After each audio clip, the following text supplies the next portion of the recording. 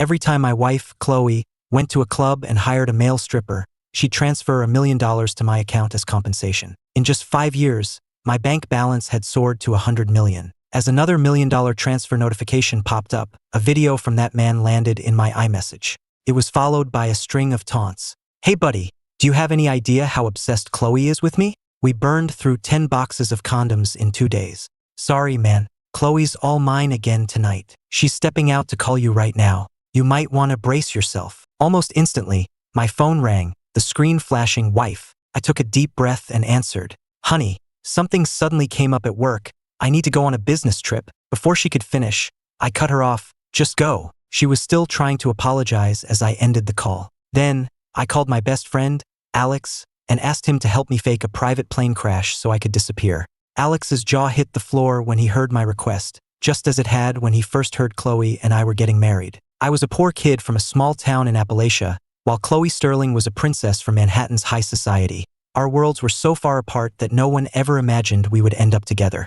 Some speculated Chloe was just looking for a novelty. Others whispered I was merely a stand-in for her unobtainable first love. There were even rumors she only married me because she lost a bet. But over the 3 years of our marriage, Chloe's actions seemed to prove them all wrong. She married me for no other reason than love, a love so intense it bordered on obsession. Beyond showering me with extravagant gifts, she established foundations for underprivileged children across the globe, all in my name. To spend more time with me, she even took on part-time jobs by my side. This debutante, who had probably never done a load of laundry in her life, gritted her teeth and worked with me for 2 solid years, her slender, violin-playing hands becoming rough with calluses. She replaced her entire personal staff with women. I never asked her to, but she insisted on reporting her every move to me and even installed a tracking app on her phone so I could check her location at any time. She was acutely aware of the chasm between our backgrounds and terrified of losing me, so she did all this to try and give me a sense of security. On social media, people called it a fairy tale romance, the ultimate triumph of true love. Our couple hashtag on Twitter went viral, eclipsing even A-list celebrities. But only I knew the truth. This perfect wife was secretly living a double life, having had twins with another man and started a second family behind my back. When this nightmarish truth finally reached me, the pain was so intense I collapsed and was rushed to the hospital. The moment Chloe heard I was admitted, she dropped a multi-billion-dollar deal in Europe and flew back immediately, staying by my side day and night. The first thing I saw when I regained consciousness was Chloe, her face etched with worry, holding my 4-line in her hands to warm the cold fluid before it reached my veins. "You're finally awake. You scared me half to death," she whispered, pressing my hand to her cheek, her eyes welling with tears. Looking into those eyes, brimming with genuine worry and fear, felt like a knife twisting in my chest. The love in her gaze was undeniable. She truly loved me. That's why, if I hadn't seen the disgusting videos and the paternity test report with my own 2 eyes, I would never have believed Chloe could betray me. I squeezed my eyes shut and turned my head away, hiding the tears that threatened to fall. Chloe, thinking I was just tired, gently squeezed my hand. "Ethan, I have wonderful news. The doctor just confirmed it. I'm 2 months pregnant. You're going to be a dad." The woman who was always so composed and cool in public was beaming like a child. "And our anniversary is in 5 days. It's a double celebration." My heart plummeted. Chloe and I had wanted a child for years, with no luck. So who was the father of this baby, me or Ryan? I gently touched her stomach, my eyes burning and a heavy sense of dread crushing me. "Why this child and why now? Why do you look so pale? Did someone upset you?" "I'll take care of them for you," she said. But all I could smell was a faint, unfamiliar perfume on her, mingled with the distinct scent of baby powder and lotion. I shoved her away violently and retched over the side of the bed. Thinking I was just sick, Chloe instinctively cupped her hands to catch the vomit, not showing a hint of disgust. I stared at her, stunned. I knew she was a notorious germaphobe, yet for me, she would do this. She had given me 3 years of her whole heart, and I had given her mine. I truly couldn't imagine my life without her. In that moment, I was ready to throw away all my pride, thinking that if Chloe would just cut ties with Ryan, we could go back to how things were. But a second later, her phone buzzed with a text and she rushed out, claiming an emergency at the office. 30 minutes later, a photo from Ryan appeared on my screen. Chloe, holding their twins, lovingly kissing each of their foreheads. That single image destroyed every last shred of hope I had. I checked out of the hospital in a stupor. Soon after, Ryan sent me another file, a 2.5-hour video. In it, he was dressed in a cat ear butler costume, while Chloe wore a blazing red dress, a table beside them covered in sex toys. They moved through every corner of the room in a frenzy of passion I had never witnessed. Every frame was agony, but like some kind of masochist, I forced myself to watch the entire thing. I'm not a man who cries easily, but by the end, tears were streaming down my face and my body was trembling uncontrollably. I still couldn't sever my love for her. After sitting in a daze for what felt like hours, I wandered into the kitchen and began to frantically stuff food into my mouth. I was abused as a child and nearly starved more than once, which left me with a terrible habit. Whenever I'm in emotional pain, I binge eat. I have no idea how much I consumed, but when I finally snapped out of it, a searing pain was tearing through my abdomen. My vision tunneled, and I was on the verge of fainting. I managed to crawl to the living room, but my first instinct wasn't to call 911, it was to call Chloe. The phone rang several times before she picked up. I was in too much pain to even speak. I wanted to tell her how much it hurt, to beg her to come home, but before I could get the words out, she cut me off. Her voice was strained, as if she was holding something back. "Ethan, this thing at work is really important." She let out a muffled groan, then her words came out in a rush. "I'm not coming home tonight." The line went dead, and I blacked out. When I woke up again, I was in a hospital room. Alex was sitting by the bed, his eyes red. "You scared the hell out of me, man. Do you have any idea how close you were to dying? The doctor said your binge eating caused severe pancreatitis. By the time you got here, part of your pancreas had already dissolved. Any later and they couldn't have saved you. And the surgery needed a signature from next of kin, but we couldn't get a hold of your wife anywhere. Should we try calling her again?" he asked. I just stared at the blank wall, then a hollow laugh escaped my lips as fat tears rolled down my cheeks. "Don't bother. Not anymore. Not ever again." The next morning, I forced myself to check out of the hospital. Chloe didn't get home until noon. She took off her coat, waiting for the winter chill to fade from her clothes before coming over to hug me. She opened her tablet and pointed to a picture of a private island. "Ethan, look, I just bought this island for our baby, and I've broken ground on a chain of amusement parks across the country, all to be named after him or her." She finished her excited speech, only then realizing I hadn't said a single word since she walked in. My face was ashen, my hand pressed against my stomach, and a cold sweat slicked my forehead. "What's wrong? Are you in pain? I'll take you to the hospital right now." Seeing my condition, she was so flustered her voice began to shake. "I'm fine," I said, grabbing her wrist. "You know I have a sensitive stomach. I just ate something cold yesterday, that's all. There's some medicine on the counter. Could you get it for me?" Chloe immediately rushed to get the pills and a glass of warm water. Staring at the box, she hesitated. "Honey, this doesn't look like your usual stomach medication. It's a new prescription from the doctor," I lied. Chloe didn't press further. "I'm staying home with you all day. What do you want for lunch? I'll cook. Don't worry about it. I have a college reunion to get to, and I'm visiting a few of my old mentors tonight. You should go take care of your business." I got up to leave. Once I left the country this time, I would never come back. I just wanted to see my friends one last time to say a quiet goodbye. But Chloe didn't trust me to go out alone and insisted on tagging along. The moment we walked into the private room at the restaurant, the whole table erupted in good-natured laughter. "See? I told you if Ethan showed up, Chloe would be right here with him. She acts like she's afraid he'll get lost." Chloe just smiled, taking the teasing in stride as she handed out the gifts she'd brought for everyone. Gasps went around the room. "My God, is this the new Vacheron Constantine? This has to be a 7-figure watch.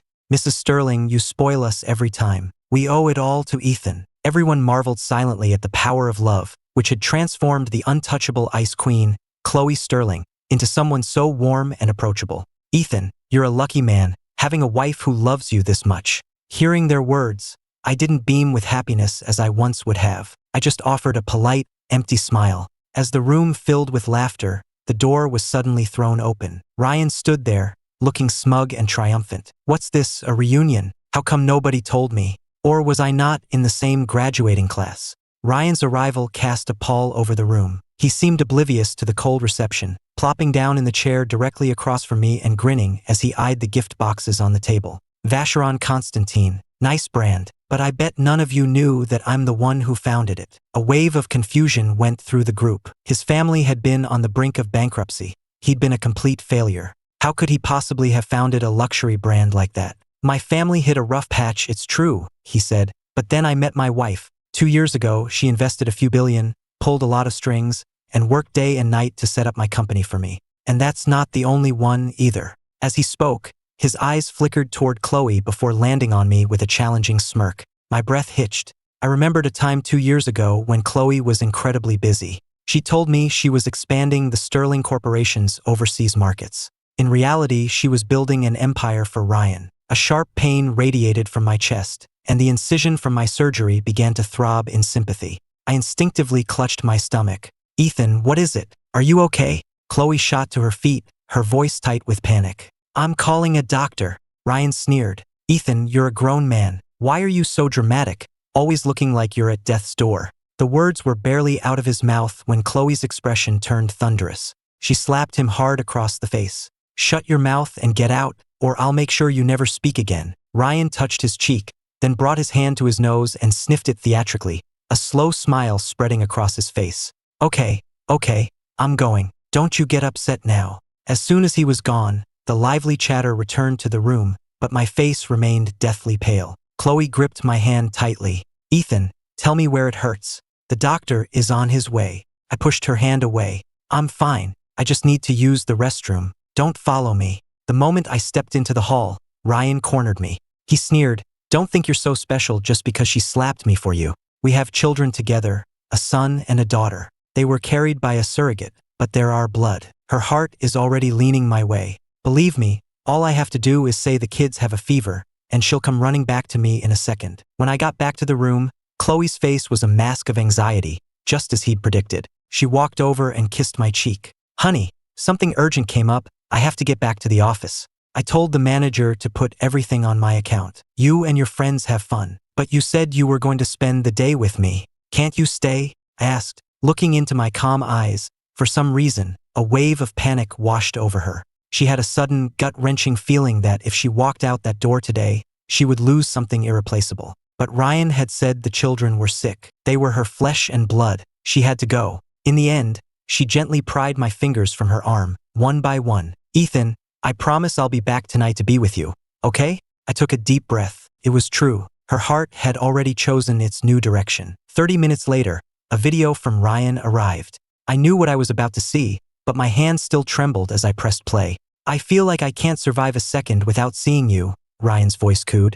I only went to that reunion because I was missing you like crazy. But seeing you and Ethan acting so lovey-dovey, I was so jealous I thought I'd lose my mind. That's why I said those things. And you hit me for him. You're pregnant. You can't get worked up like that over him. Chloe gave a small, pleased smile. It was obvious she was enjoying his words. She gently pressed a cold compress to his cheek. Well, you shouldn't have provoked Ethan in front of everyone. But I admit I hit you too hard. Ask for anything you want as compensation. The twins' birthday is coming up, he said. I want that new island you bought. Give it to them as a birthday present. No, she replied firmly. That's for my baby with Ethan. How can you be so sure it's Ethan's?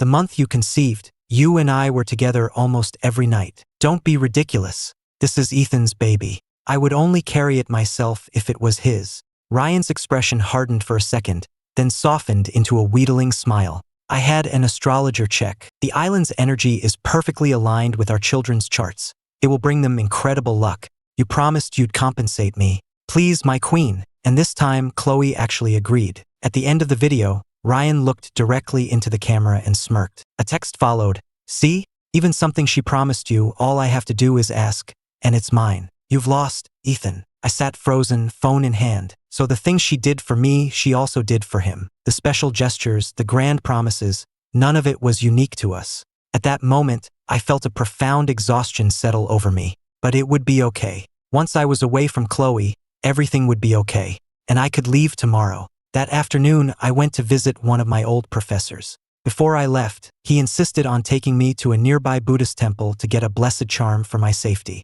Inside, a monk I'd never met before called me by name. As I stood there confused, he explained, a year ago, a benefactor named Chloe Sterling made a donation of $8 million to this temple. She then made a pilgrimage, kneeling in prayer every 3 steps from the base of the mountain all the way here, to ask for a charm to protect you. She left it with us to be blessed by a year of chanting. My professor was delighted. It warms my heart to see you two so devoted to each other. Now I can truly be at ease. I looked down, the fondness for our past clashing violently with the pain of her betrayal, churning up the calm I had fought so hard to find. The monk continued, it is fate that you have come today. Please, take the charm with you. I accepted the charm and turned to leave, but the monk stopped me. Wait, Mrs. Sterling requested 3 other charms as well. You should take them all. He handed them to me. When I saw the names inscribed on them, a bitter, self-mocking laugh escaped me. They were for Ryan and the twins. When Chloe got home that night, she found me already asleep. For years, we had a ritual of waiting up for each other, unable to sleep until we were in each other's arms. This was the first time I hadn't waited. A flicker of unease crossed her face. She wrapped her arms around me, burying her face in the crook of my neck. I missed you so much, Ethan. It's only been a few hours, but it felt like an eternity. If you were ever gone from my life, I don't think I could survive. Is that right? I murmured. Oh, honey, there was something I wanted to talk to you about, she said. That island. I had an expert look at it, and the energy isn't right. Let's find a different one, okay? I closed my eyes, my voice flat. Do whatever you want. Sensing the coldness and impatience in my voice, Chloe grew even more anxious. Ethan, she asked timidly, did I do something to make you angry? No, I'm just tired, I said, taking a deep breath. Our anniversary is in a few days. I was thinking of taking the jet to Europe tomorrow afternoon. I ordered your gift from a place over there and I want to pick it up in person. But you're still recovering. That's a 15-hour flight each way. It's too much for you. Why don't I go? She offered. I gave a small smile. An anniversary gift has to be picked up personally. Hearing that, her heart melted. She would have given me anything in that moment. Okay, whatever you want, honey. The next morning, Chloe made breakfast and left early, saying she had work to do at the office. As soon as she was gone, I began to pack. I went to her closet, pulled out every piece of clothing I had ever designed and made for her, and methodically cut each one to shreds before dumping them in the trash. I gathered all the expensive gifts she'd ever given me and distributed them among the household staff. The 16 photo albums we had filled over 3 years, the ones we promised we'd look through together when we were old and gray, I tossed them into the fireplace. Just then, Chloe returned, having forgotten an important file, and saw our memories burning in the hearth. Her mind went completely blank as she instinctively plunged her hands into the flames to pull out what was left. Her voice trembled as she looked at me. Why would you burn them? I forced a smile. No reason. I just thought they were unflattering photos, didn't want to keep them around. We have our whole lives to take better ones. Why did you stick your hands in there? Look, you're burned. Let me call a doctor. Seeing the concern in my eyes, the panic in her heart began to subside. She started to pout playfully. Kiss it and make it better, honey. You're such a child, I said, subtly moving to stand in front of the trash can, blocking her view of the shredded clothes inside. After grabbing her file, Chloe kissed my forehead. I'm off to the office. I'll be back for lunch. Shortly after she left, another iMessage from Ryan popped up. Your wife is here with me. There's quite a show today if you want to see it. I pressed my lips together. So every time she said the office, she meant Ryan. I knew going there would destroy me, but I went anyway. It was the twins' birthday. Chloe was there with her parents, the whole Sterling clan, and all their friends, gathered for a lavish celebration. The staff addressed Ryan as Mr. Sterling, and Chloe didn't correct them. Instead, she just exchanged a soft, knowing smile with him, her eyes full of warmth. Chloe's parents beamed at Ryan with a warmth I had never seen them show anyone. If it weren't for Ryan, her father said, we'd never have these beautiful grandchildren to dote on. Her mother added, Chloe, dear, make sure you take good care of Ryan. Don't you neglect him, you hear? Chloe just smiled and nodded. When have I ever treated him poorly? Anything Ethan has, Ryan has too. Clothes, watches, houses, cars. I always buy 2 of everything. I thought I had prepared myself for anything, but hearing those words, something inside my head shattered. Every loving memory we ever shared was obliterated in that instant. So everyone knew. And for a long time, everything I thought was special and unique to us was a lie. Everything she gave me, she also gave to Ryan. And the things she didn't give me, he got those too. I ducked behind a column outside the ballroom, where I overheard Chloe talking with her cousin, Jessica. Chloe, are you really going to live like this forever? Jessica asked, frowning. You can't keep a secret this big forever. Ethan is going to find out eventually. I love Ethan, Chloe said, but Ryan is the father of my children. I can't just cast him aside. I think we can make this work for the rest of our lives. But what if he does find out? What's your plan then? You're cheating on him, Chloe. It's not fair to him. That won't happen. It's been working for 2 years, hasn't it? Chloe sounded confident. I know I've wronged Ethan. I'll just have to love him twice as much to make it up to him. Jessica rolled her eyes. You think you can compensate for cheating with money? Look, I'm only telling you this because we're family, but Aunt Isabella is coming back from Europe soon. You know how traditional she is. She despises this kind of behavior. You'd better get your affairs in order, because if she finds out, she will blow the whole thing wide open. I slid down the column until I was slumped on the floor. My heart was so pained it had gone numb. All I felt now was a profound sense of disgust. I stumbled away, but the relentless psychological blows of the past few days were too much. My vision went black and I collapsed. When I came to, I was in an unfamiliar room. A woman in a tailored designer suit sat on a sofa near the bed, a pair of rimless glasses perched on her nose. She was reviewing a thick file, her face impassive, but her striking, sharp features radiated an intense, commanding presence.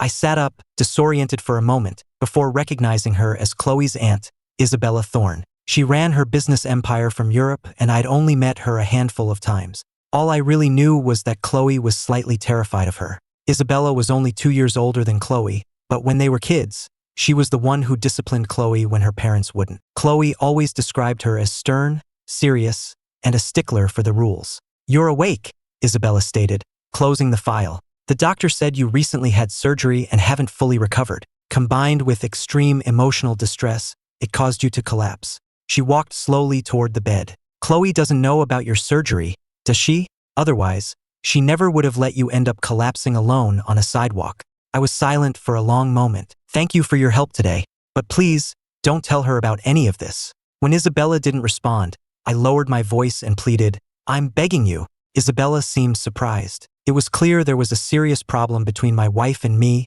and normally, she would have felt obligated to inform Chloe. But for some reason, she softened and agreed to keep my secret. She had her driver take me home. I wasn't home long before Chloe returned. "Ethan, what would you like for lunch?" "I'll cook," she said. For years, no matter how busy she was, she had always insisted on cooking all my meals herself, worried the private chef wouldn't get them just right for my tastes. She then presented a watch box. "The custom watch I ordered for you arrived. Do you like it?" I glanced at it. The style was identical to the one she'd given Ryan earlier that day. I let out a short, harsh laugh. "No, thank you. I'd like to go to Orchid Hills Estate." Orchid Hills was the sprawling estate Chloe had built for me 5 years ago. It was a place filled with our most precious memories. Our first time holding hands, our first kiss, the place where she had promised to love me for a lifetime. It was out in the countryside, though, so we rarely visited after we got married. It was noon now. At 3 o'clock this afternoon, I would be leaving this life forever. I wanted to see it one last time as a final goodbye. Chloe froze, a flicker of panic in her eyes. I knew why. Ryan had been begging to use the place, so she'd given him a key. He was there right now with the twins. "Okay," she said, "we'll go after lunch." She disappeared into the kitchen, where I knew she was secretly texting Ryan, telling him to clear out. At 1 o'clock, we arrived at the estate. The moment we stepped inside, I knew things were wrong. The rose garden was now filled with lilies. Our dark green drapes had been replaced with pink ones. There was even a child's rocking horse in the living room. It was painfully obvious that another family had made this place their home. I pretended not to notice and headed straight upstairs. In the master bedroom, a few of our old photo albums were still on the shelf. I had planned to take them with me to burn later. The thought of leaving them here made me sick. But when I opened the first album, I froze. It was filled with photos, not of us, but of Chloe, Ryan, and their twins. The 4 of them smiling in lavender fields, posing under the Eiffel Tower, waving from a hot air balloon. Every single location was a place she had once taken me, a place where we had made what I thought were unforgettable, sacred memories. It turned out that on countless days I knew nothing about, she had taken her other family to our special places, tainting every single memory that had once been ours alone. Seeing the color drain from my face, Chloe walked over. "Ethan, what's wrong?" I slammed the album shut and forced a smile. "Nothing.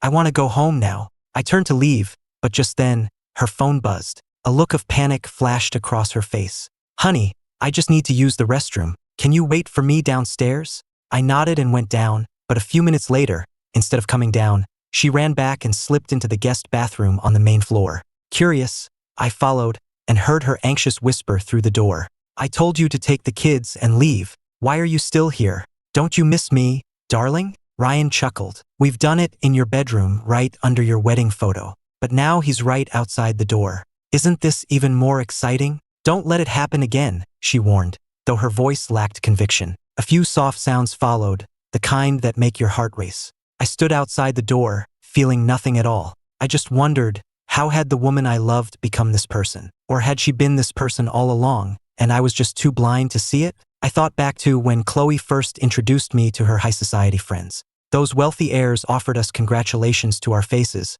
but behind our backs, they mocked Chloe for being a fool, for giving her heart to only one man. People like them could afford to keep a dozen lovers at once. I remember Chloe telling me then, "I'm not like them, Ethan. I only love you." Turns out she wasn't different at all. They were all the same. I let out a quiet, bitter laugh and walked out of the house. A few minutes later, Chloe emerged from the estate. I watched her in silence for a moment, then held up my wrist, showing her the simple, woven bracelet she'd made for me years ago. "You made this for me," I said, "but I noticed today that the colors have faded. Chloe, tell me, will your love for me fade too?" "Of course not," she said, her expression earnest. She took my hand and pressed a reverent kiss to my knuckles. "My love for you only grows stronger every day." She loved me, yet she deceived me, humiliated me. I had planned to just disappear quietly, but now I had changed my mind, pulled her into a hug. "Chloe, I love you too, so you have to wait for me to get back, so we can celebrate our 3rd anniversary together. Oh, and by the way," I said, pulling out a manila envelope. Inside were screenshots from the videos Ryan had sent me. I placed it carefully in her hands. "This is a gift for you. Don't open it for 2 days." "Okay, I'll wait for you," she said, her eyes shining with hope. "Honey, let me drive you to the airport." I shook my head. I didn't want her with me for this final journey. "You don't have to. I know how busy you are. I'm sure someone is already waiting for you." Chloe froze. Was she imagining it, or was there a sarcastic edge to my voice? A sudden unease crept over her. Just then, her phone buzzed. It was a message from Ryan. "That was fun, wasn't it? Why don't you come back after you drop your husband off, and we can pick up where we left off?" Attached was a photo of her, wearing one of my dress shirts and nothing else. Chloe's breath hitched, and the flicker of unease was instantly extinguished by a wave of lust. The first time she and Ryan had slept together, it had been a drunken mistake. She had felt so dirty afterwards, she'd contemplated suicide, but Ryan had knelt before her, utterly without dignity, and begged, "Chloe, I love you. I'll die without you. I'll do anything, anything at all, just to make you happy." And to please her, he truly had no limits. Master-slave dynamics, humiliation games, every kink she'd ever heard of and many she hadn't, he indulged them all. He even started wearing my clothes, whispering, "You can pretend I'm him. All the things you'd never dare do to Ethan, you can do them to me." In that moment, he had ignited a fire in her. She'd had so many dark fantasies about me, wanting to hear me beg, wanting to see me humbled and crawling at her feet. But whenever she was actually with me, those thoughts felt like a desecration. The lust would fade, leaving only a pure, almost worshipful love. With Ryan, however, there were no such inhibitions. On him, she could unleash every last one of her forbidden desires. A complicated emotion flickered in her eyes before she forced a smile. "In that case, Ethan, I won't drive you to the airport. Be safe." I took one last look at her before I left, but she had already turned away. All I saw was her back. I whispered, "Goodbye, Chloe, and maybe good riddance." A few hours later, as Chloe lay in bed with Ryan at Orchid Hills Estate, her phone rang. It was her assistant. "This had better be important," Chloe snapped, annoyed at the interruption. Her assistant's voice was shaking. "Ma'am, we just got a report. Mr. Thompson, his plane, it went down over the Pacific Ocean just after leaving U.S. airspace." Chloe's pupils contracted, and the blood in her veins turned to ice. "What did you just say? Honey, what's wrong?" "Don't stop now," Ryan purred, his body winding around hers like a snake. Normally, she would have eagerly responded, but now, she was completely frozen, like a statue carved from stone. A few seconds later, she collapsed, coughing up mouthfuls of blood that stained the white sheets crimson. Over Ryan's terrified screams, she struggled to her feet and staggered toward the garage. Ethan couldn't be gone. It wasn't possible. She had to find him herself. Once in the car, she saw the manila envelope I'd left for her, still sitting on the passenger seat. A visceral, twisting pain seized her from the inside out. She gasped for breath, but it felt like she was inhaling shards of glass, the agony spreading through her entire body. How could she have let me fly alone? Why hadn't she insisted on sending an experienced crew with me? Why? Because a person's attention is finite. She had been so consumed with planning the twins' birthday party that she'd let a crucial detail like my safety slip her mind. The search and rescue operation continued for 2 full days, covering hundreds of square miles of ocean, but they found no signs of life. The lead rescuer chose his words carefully, knowing the whole world was aware of our famous love story. Mrs. Sterling, when a plane goes down in the open ocean, the chances of survival are virtually zero. I'm so sorry, but Mr. Thompson has likely been lost. Tears streamed down Chloe's face. She was so weak she could no longer stand, held up only by the people on either side of her. But when she heard the word, lost, something snapped. She lunged at the rescuer, grabbing his collar, her eyes bloodshot and wild. You're lying. How dare you say that about my husband? He's not dead. He's not dead. Don't you dare say he's dead. Her assistant finally managed to pull her away. Chloe stood there for a long moment, then murmured to herself, "Today is our anniversary. He told me to wait for him." She had planned a massive celebration. Now it was a wake. She didn't stay at the search site. Instead, she went to the grand ballroom she had booked for our party. Staring up at the enormous wedding portrait hanging in the center, her tears began to fall again. The thought that at the very moment my plane was going down, she was in bed with Ryan, made her wish she could die. "Ethan, were you scared?" she whispered, tracing the outline of my face in the photo. "I promised I would never leave you alone, so just wait for me. I'm coming with you." She emptied an entire bottle of sleeping pills into her mouth and lay down on the floor, clutching the portrait. The drugs took effect quickly, but she didn't die. The venue manager found her and immediately called 911. When she woke up, her parents were by her bedside, their faces racked with grief. "How could you be so foolish?" her mother cried. "Did you even think about us?" Chloe's gaze was vacant, all the light gone from her eyes.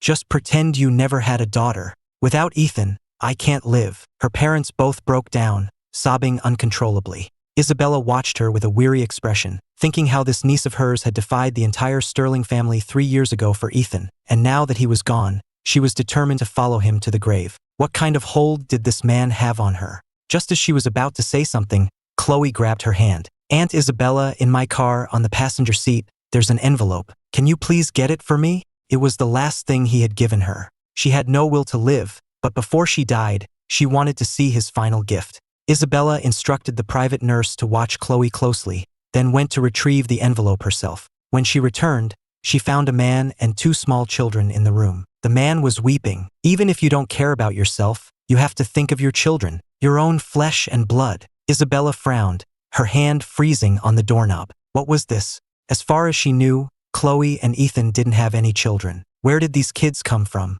Could it be that Chloe had cheated on him? The man continued his plea. "If you die, I'll take the children and follow you. Our lives are meaningless without you." Inside the room, Chloe seemed to soften. She reached out and stroked Ryan's hair. "Why do you have to be like this?" she murmured.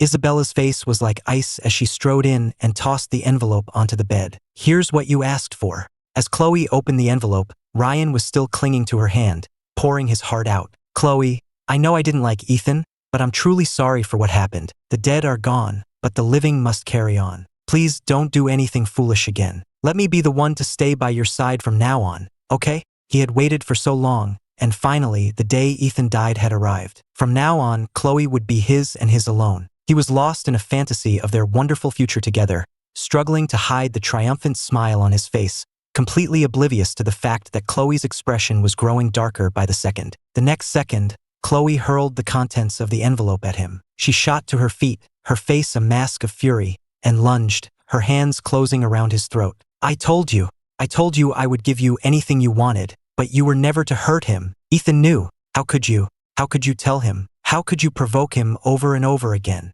I didn't," Ryan choked out, but his eyes fell on the scattered papers on the floor. They were screenshots of their text messages, photos, irrefutable proof of her affair. His pupils shrank. He had assumed Ethan's pride would make him seek a quiet divorce, not expose everything. He never imagined Ethan would play this final, devastating card. "Is it all my fault we're here?" Ryan gasped. "If you could have controlled yourself, would I have even had the chance to provoke him? And now you want to blame it all on me? In your dreams.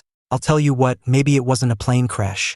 Maybe Ethan was so heartbroken that he killed himself. And if he did, you're the one who killed him." Chloe froze, his words echoing in the sudden silence of the room. Every strange detail from the past week flashed through her mind. His odd calmness, the burned photos, the final gift. A new thought took root. A moment later, a wild, hysterical laugh escaped her. "Ethan's not dead. He's hiding somewhere. Get me my security team. I want a list of every single person Ethan has contacted in the last week. Now."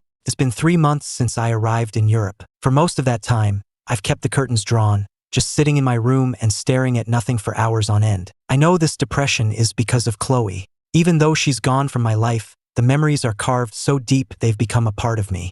Alex took me out to dinner the other night, and when a dish I liked arrived, I turned to the empty seat beside me and said, "Honey, this is delicious. You should try to make it when we get home." The words startled both of us.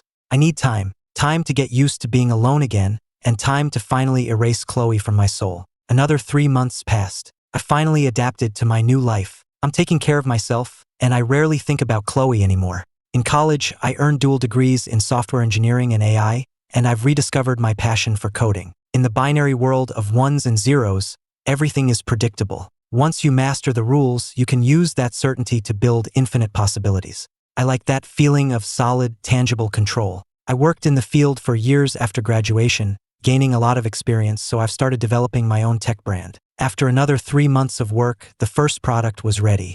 I found a few factories and paid for an initial production run out of my own pocket. Once the paperwork cleared, we launched. I was only planning to test the market, but the response was incredible. We not only attracted a huge consumer base, but also a flood of investors wanting to partner with us. I couldn't risk appearing in public, afraid someone might recognize me, so I had Alex handle all the business affairs as the face of the company. Alex sifted through the offers and chose a firm that was both generous and well-established. They negotiated the terms online and arranged to sign the final contract in person. As luck would have it, their CEO was staying in our small town, so Alex just had to meet her locally. At the appointed time, Alex walked into the hotel lounge for the meeting. The moment Isabella Thorne saw him, she froze.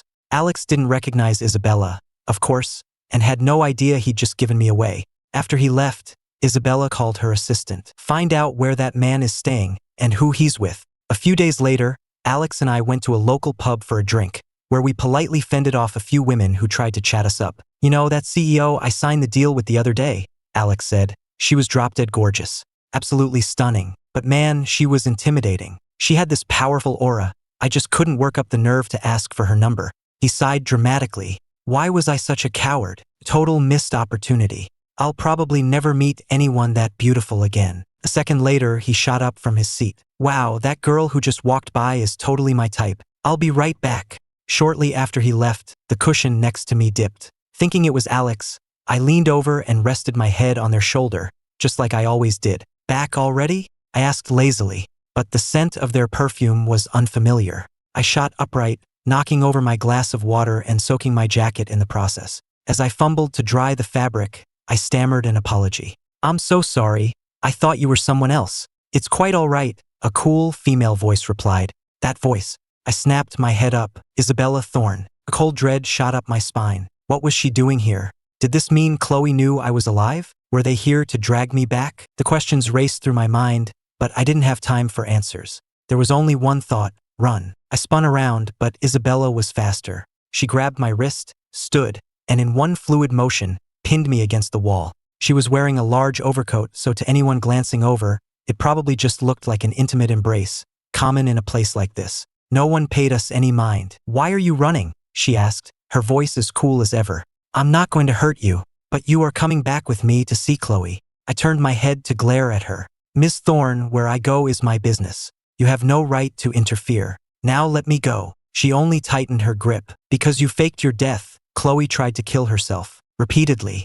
When she finally figured out you might be alive, she started tearing the world apart looking for you. The emotional whiplash has made her unstable. Don't you think you owe it to her to come back and put an end to this?" I was silent for a long time after hearing that. "There's no reason to see her. We're strangers now. Chloe cheated on you. That was her mistake. You could have divorced her. Why run and hide instead of confronting the issue?" "I'm not running," I said. But who would choose to give up their entire life and live in hiding if they had any other option? This wasn't just about revenge. It was about making sure she could never entangle me in her life again. I sighed. "You don't know her. She would never agree to a divorce. She would never let go. She would do something insane. If you really care about her, you'll pretend you never saw me." "I'm afraid I must refuse your request. You're coming with me." "Fine," I said, my voice low and cold. "But if you force me to go back, all you'll be taking is a corpse." "You!" Isabella was so shocked she instinctively loosened her grip. In that split second of hesitation,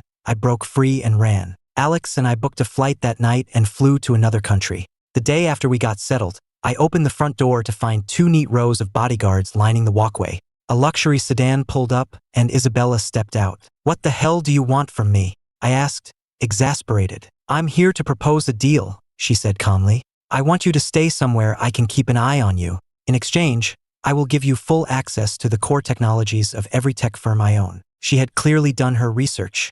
She knew my passion for technology, and she knew she was making an offer I couldn't possibly refuse. "Of course, you are free to refuse," she added. "But no matter where you go, my people will be there. It seems to me that accepting my offer is the more logical choice." I cursed her under my breath for the ruthless businesswoman she was, but I had no choice. I agreed to her terms. Isabella set me up in a villa near her corporate headquarters. "It's close to the main campus," she said. "It will be convenient for your research." After she left, Alex slapped his forehead in frustration. "This is insane. If I had known she was Chloe's aunt, I would have burned the company to the ground before signing that deal." "I'm so sorry, Ethan. It's not your fault," I said, giving him a hug. "It's a big world. How could you have known we'd stumble into a company owned by Isabella Thorne?" So I settled in, spending my days studying at Isabella's company and my nights working on my own projects. And every few days, like clockwork, Isabella would visit, each time trying to persuade me to see Chloe. One evening, I came home from the labs to find Isabella sitting in my living room, and standing beside her, her face alight with emotion, was Chloe. The moment she saw me, her eyes filled with tears. For 7 months, 214 days, she had dreamed of this reunion. But now that it was real, she was too scared to move, terrified this was just another dream, and even more terrified of the cold disgust she might see in my eyes. "Ethan," she whispered, her voice trembling. I gave her a single, dismissive glance before turning my cold stare on Isabella. In the business world, Isabella Thorne was the one who intimidated others, not the other way around. For the first time, she looked uncomfortable. She cleared her throat. "You've seemed much more stable lately, so I thought it was time. What she did was wrong, but faking your death was wrong too. I hope the two of you can sit down and talk this out calmly." I laughed, a cold, humorless sound. "Calmly? Isabella, let me ask you something. If you were married, and you found out your husband had 2 children with another woman, had hidden it from you for 2 years, and had repeatedly taken his other family to the special places where you two fell in love, could you sit down and talk about it calmly?"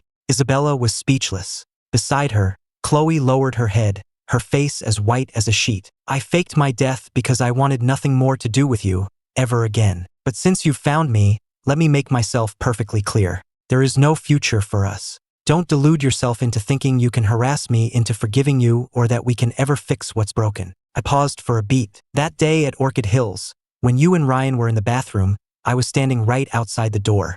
I heard everything. I will never, ever forget that. If you have any shred of decency or respect for what we once had, you will stay out of my sight. Because every time I look at you now, I remember that day, and it makes me physically sick." Chloe's face was now completely drained of color. She rushed forward and grabbed my hand, her words tumbling out in a panicked, incoherent rush. "I was wrong. I was so wrong. Punish me however you want. Kill me if you have to. Just please, don't leave me. Ethan, I can't live without you." I yanked my hand free. "Why would I want your life? How you choose to live is no longer my concern." A bitter laugh escaped me. "Ryan gave you twins.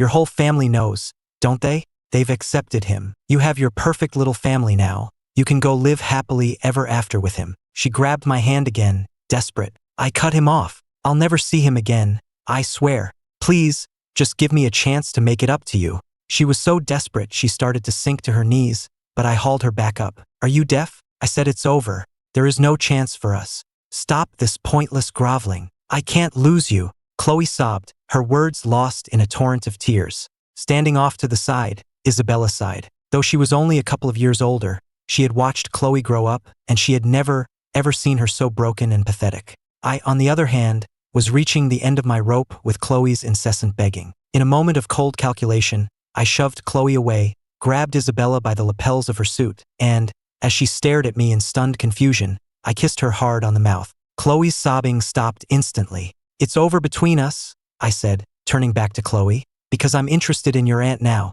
Isabella's eyes widened in shock, and what little color was left in Chloe's face drained away. "Ethan, don't say things like that just to hurt me," Chloe pleaded. "Why? You don't believe me?" I shot back. Your aunt is successful. She's beautiful and most importantly, she's clean. Is it really so strange that I'd be interested in her? For the first time, Isabella's icy composure shattered. She stumbled backward, her expression a mixture of anger and utter confusion. Isabella had never been that physically close to a man in her entire life. Never in her wildest dreams did she imagine she would be kissed by her niece's estranged husband. She shoved me away hard. You, she stammered, unable to form a coherent sentence. A storm of emotions raged within her, and with no other outlet, she spun on her heel and stormed out, slamming the door behind her.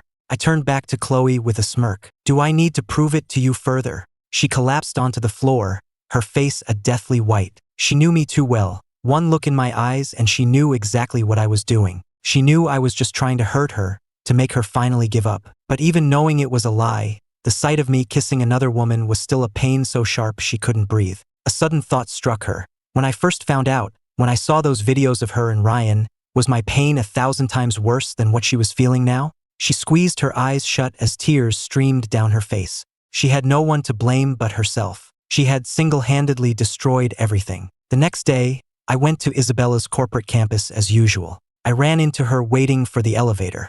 The moment she saw me, her face cycled through shades of white, red, and purple. After a few seconds of tense silence, she turned with a grim expression and headed for the stairwell. 20 minutes later, her assistant staggered out of the stairwell after her on the top floor, gasping for breath and silently cursing his boss for taking the stairs up 20-something flights. When I got back to the villa that evening, the house was filled with the smell of a home-cooked meal. I assumed it was Alex in the kitchen, but then Chloe emerged, wearing an apron and carrying a platter of food. "You're home," she said with a smile. "Dinner's ready. Go wash up." For a moment, lost in the steam rising from the food, I felt a disorienting sense of déjà vu. This exact scene had played out countless times over the past 3 years. No matter how busy she was, Chloe always made sure to be home before me, cooking dinner. The smell of food and the warmth of her embrace when I walked through the door, that used to be my definition of happiness. But after everything that had happened, that life was gone forever. I picked up the plate of food she had just set down and scraped its contents into the trash can. "I thought I made myself clear yesterday,"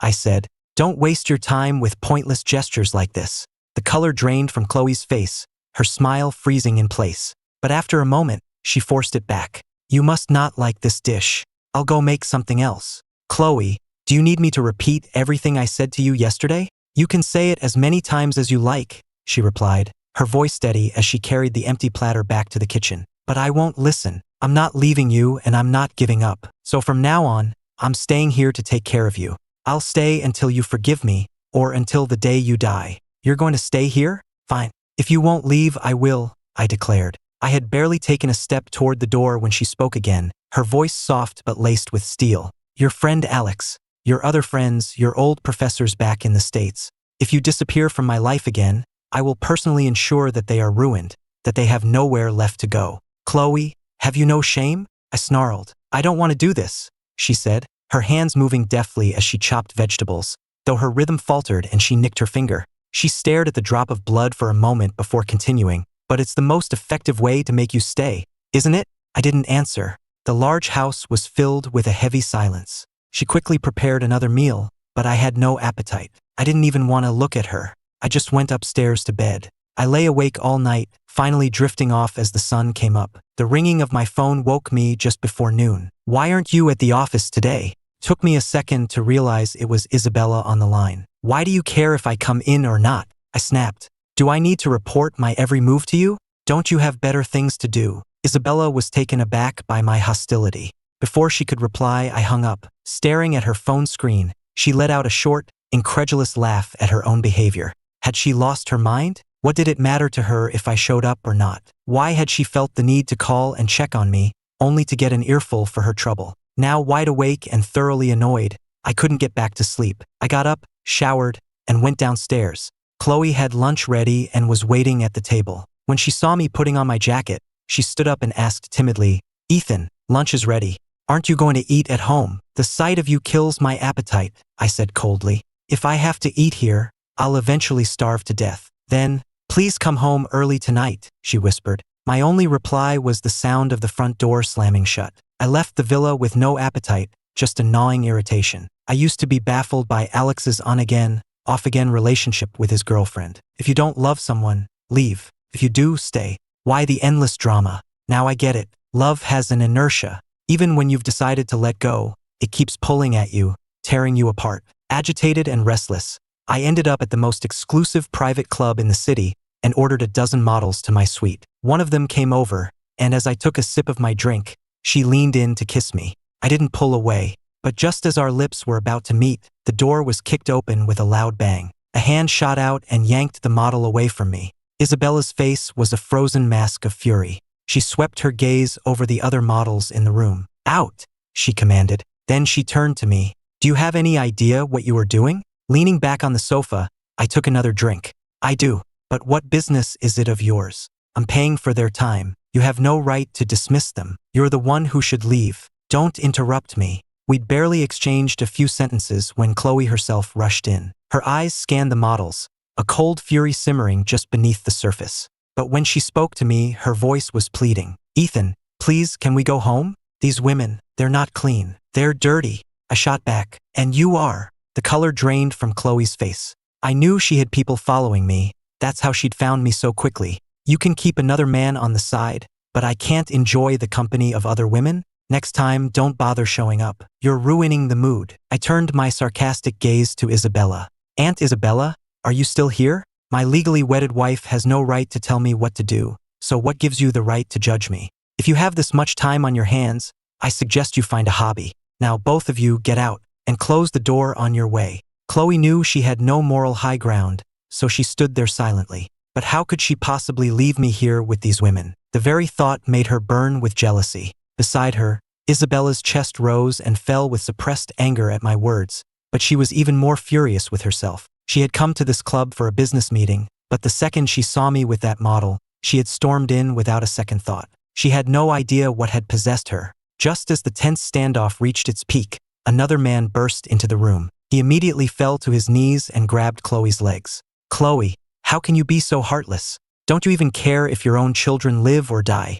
I almost laughed out loud. It was Ryan. After Chloe had nearly strangled him, they had become bitter enemies. She had frozen all his accounts and seized the 26 companies, 5 estates, 6 mansions, and countless other properties she had set him up with. She even demanded the return of every piece of jewelry she'd ever bought him. Overnight, Ryan went from a billionaire to a broke, debt-ridden nobody. He must have finally tracked her down and scraped together enough money for a plane ticket. "Chloe, you can't be this cruel," he wailed. "Look at our children. They're wasting away. You're their mother, how can you not care? They can even say, 'Mama' now." "Mama," one of the toddlers echoed. I couldn't help it. I burst out laughing. The whole scene was utterly ridiculous. Chloe's face was like thunder. She called for security to drag Ryan out, but he clung to her legs, refusing to let go, wailing that his children needed their mother. "We were together for so long. For the sake of all those nights we shared, you can't be this cruel." To be honest, even Isabella was disgusted by the scene he was making. She glanced instinctively at me,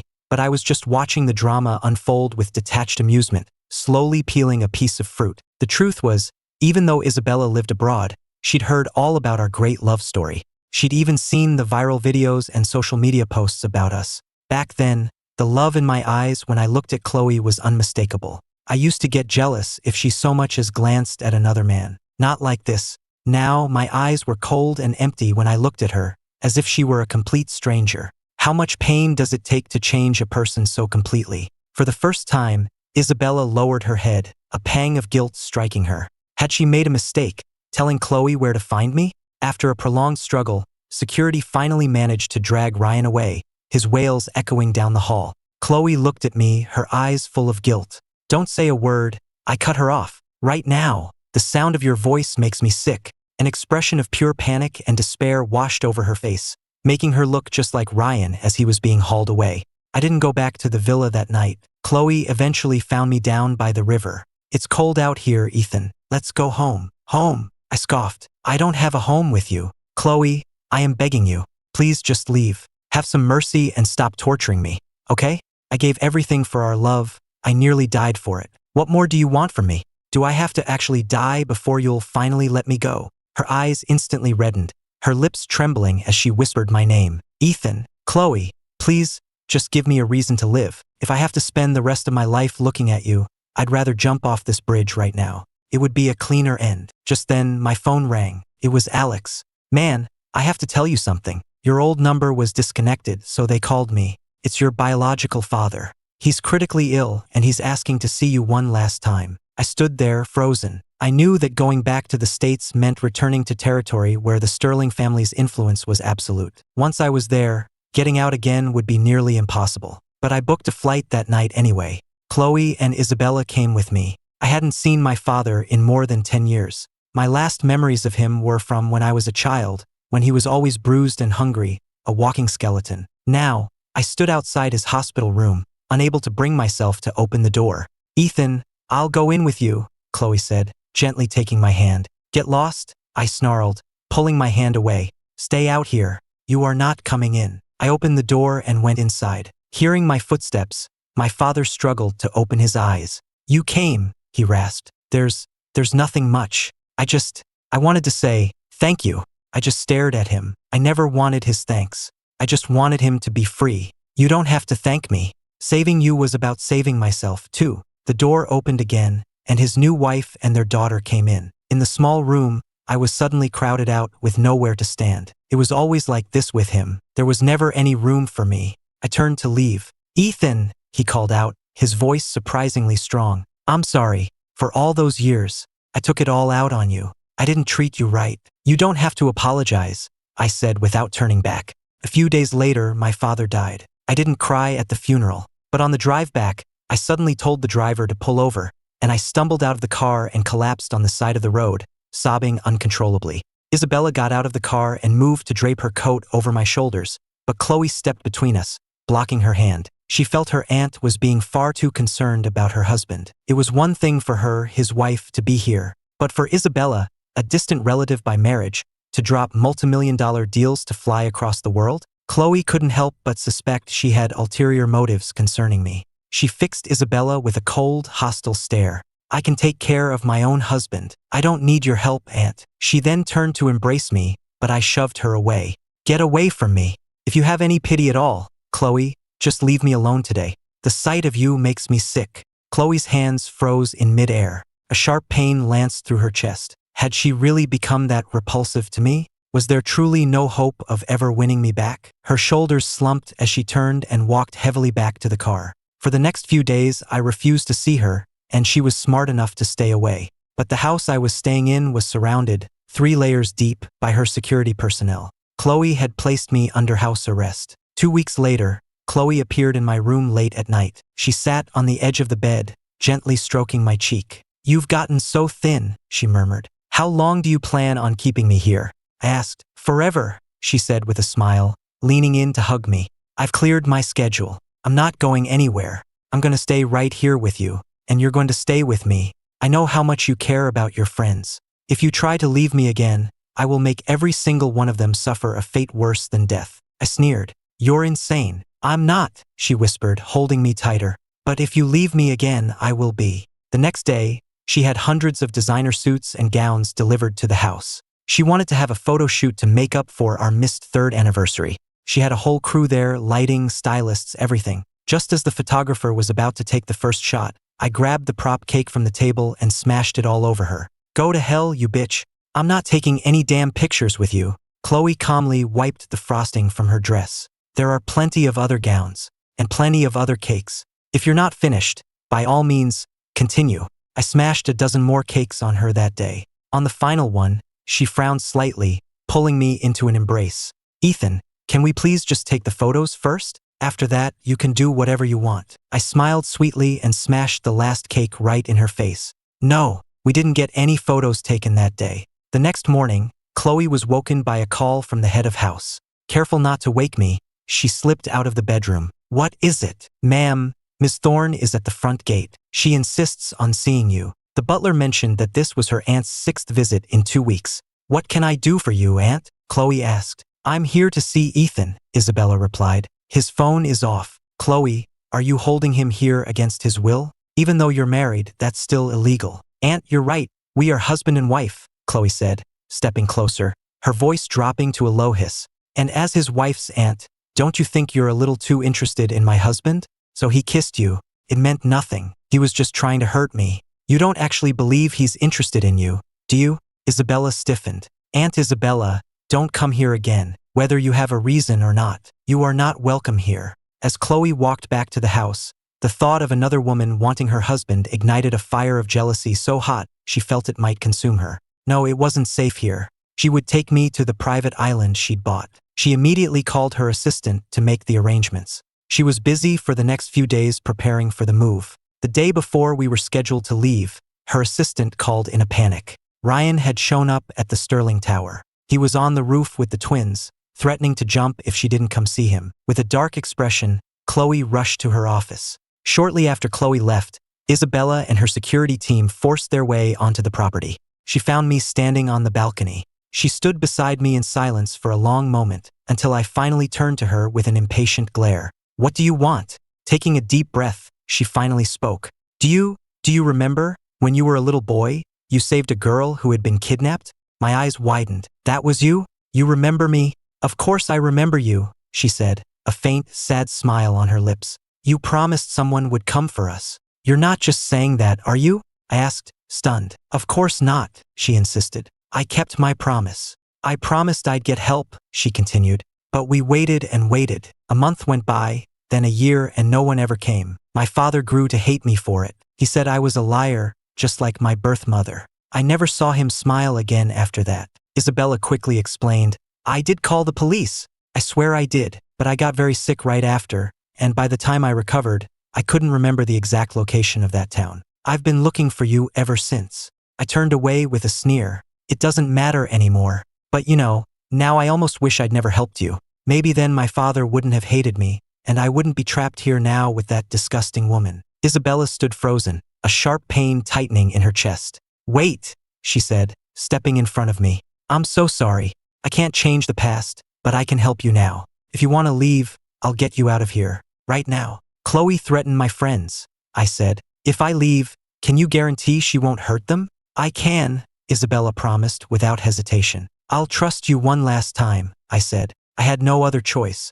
Meanwhile, Chloe arrived on the rooftop of the Sterling Tower. She looked at Ryan, who was standing on the other side of the safety railing, her eyes filled with ice. You dare show your face to me again? If he hadn't shown up at the club, things between her and Ethan might not have gotten so much worse. Ryan looked at her, his face a mask of desperation. Chloe, we have 2 children. Are you really going to abandon us? After everything, he knew she was ruthless and couldn't be trusted. But he'd been pampered his whole life, first by his parents, then by her. He had no skills other than spending money. He couldn't support himself, let alone 2 toddlers. His only option was to throw himself at her mercy and pray she still had some lingering affection for him. Chloe let out a cold laugh. If you hadn't deliberately driven a wedge between us, Ethan and I would never be in this position. I ought to kill you myself. As for the children, they're nothing but a complication. Frankly, I don't care if any of you live or die. Her dismissive, disgusted words shattered his last sliver of hope. He collapsed onto the rooftop, his eyes vacant with despair. It was over. In that final moment of hopelessness, a new, burning rage filled him. You bitch!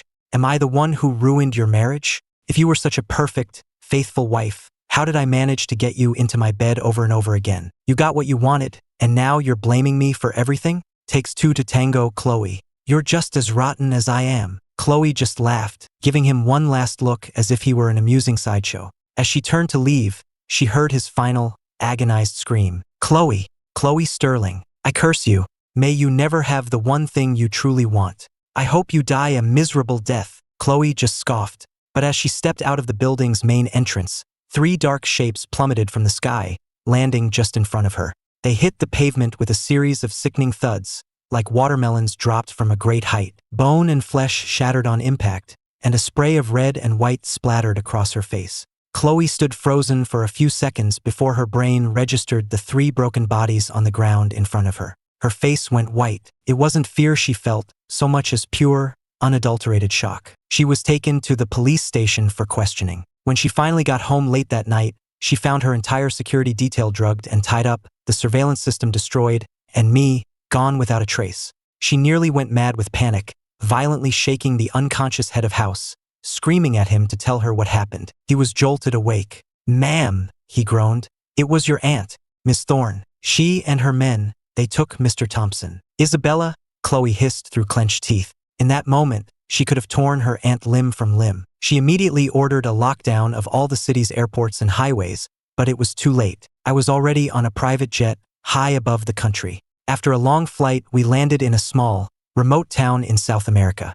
Isabella had already arranged a house and local contacts for me, and I began to settle in. "It's been 5 days. I'm all settled in. Why are you still here?" I asked. Isabella looked taken aback. It was the 8th time I had asked her to leave. I just wanted to make sure you were comfortable with your new surroundings before I left. I'm perfectly familiar with it. You don't need to worry about me," I said, locking the door behind me as I headed out to a local restaurant. "I appreciate your help, but I saved your life once, too. Let's just call it even. Of course, if you'd like, I can buy you dinner before you go." Isabella looked down, a flicker of disappointment on her face. "Do you hate me that much?" I gave a small, tired smile. I thought I was being pretty obvious. "For the rest of my life, I want nothing to do with any woman from the Sterling family." She gave a bitter smile. "I'll leave this afternoon. Then I wish you a safe flight." I lived in that small town for 3 years. In that time, I developed several highly successful tech products and founded my own company. Because I couldn't be the public face, everything was officially registered under Alex's name. Isabella sent gifts from time to time. Sometimes it was a rare gemstone, other times a perfectly preserved autumn leaf or a collection of exotic feathers. She would visit on holidays, even though she knew she wasn't welcome. It was obvious to everyone, including me, that she had feelings for me. But I still needed more time. On the 3rd New Year, when Isabella arrived at my door, I didn't turn her away. For 3 years, with her quiet companionship and unwavering support, she had slowly, patiently melted the ice that Chloe had left around my heart. I finally realized that she wasn't Chloe, and that it was time for me to try and move on. I opened the door and stepped aside. "It's cold out. Come in and have some tea." She froze, her eyes instantly welling with tears, before she nodded emphatically. At that exact moment, a firework exploded outside, illuminating her tear-streaked, smiling face. I knew then that my new life was beginning. As the 4th New Year approached, I heard news about Chloe for the first time in years. It was news of her death. They said she had spent years searching for me like a madwoman, but with Isabella quietly running interference, she never found a single clue. The failure drove her insane. A few years back, she had even attacked Isabella in her office with a knife, nearly killing her. On top of her failed search, she suffered from terrible insomnia. Every time she closed her eyes, she dreamed of Ryan and the twins. They would stand there, covered in blood, staring at her with empty, accusing eyes. Whether it was karma or the last vestiges of her conscience, no one knew. Over time, she sank into a deep depression. A few days ago, clutching our wedding portrait, she jumped from the roof of the Sterling Tower. I flew back for the funeral. The priest read her suicide note. It was short. "The moment I was unfaithful, I thought it was a small, secret mistake I could control. But I see now that was the moment I threw my entire life away. I'm sorry." She was gone, and with her all the anger and resentment. All I could think of was the day we met when we were 18. A blushing Chloe Sterling had stood before me and asked, "Hi, can I get your number?" The sun had caught the side of her face just as it was now shining down on her casket.